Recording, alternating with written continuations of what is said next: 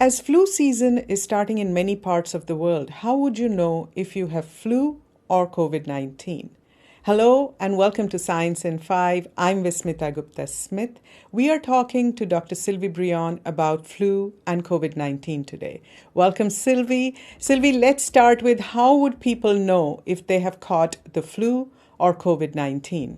So the flu is very common, especially in this season, and usually the symptoms are fever, headache, muscle ache, but also upper respiratory symptoms such as sneezing and coughing. For COVID-19, it's the same symptom basically, but in addition we have specific symptoms such as anosmia, which is a lack of smell, and ageusia, which is a lack of taste. And many people, especially young people, have experienced this additional and specific symptom for COVID-19. But sometimes people have very few symptoms, whether it's for flu or for COVID-19. It really depends on your level of immunity.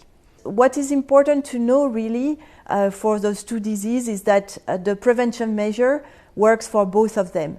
And especially washing hands, it's very important. Then ventilation of rooms, when you are in crowded rooms with a lot of people in particular, so open the window. Also wearing mask if you cannot open the window, and maintain physical distancing. And both diseases are really preventable if we apply those measures.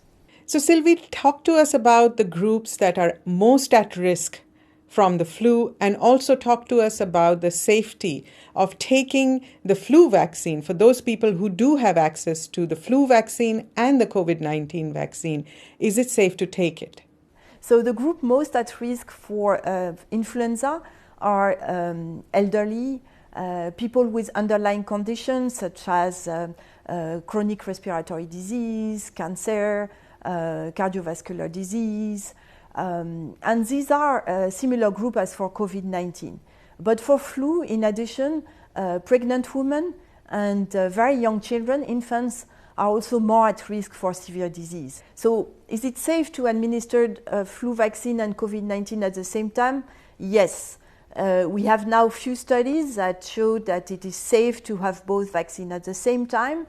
But of course, people need to check with their physician about their indication to take both vaccines. Sylvie, talk to us about how the composition of the influenza vaccine is decided, and also speak to us a little more about the safety and efficacy of the flu vaccine. There are many different influenza viruses out there, and actually they change very often. And so what is very important is to know what are the predominant viruses in a given setting, so that we can take the antigen of this virus to compose the vaccine. So that's why we have around the world 136 laboratories constantly monitoring the circulating viruses, and twice a year we have expert meetings to define what are the predominant viruses in certain places of the world. So we have 2 vaccine composition meetings per year, one for the Northern Hemisphere and one for the Southern Hemisphere. So the flu vaccine has existed for many decades, and it's a very safe vaccine.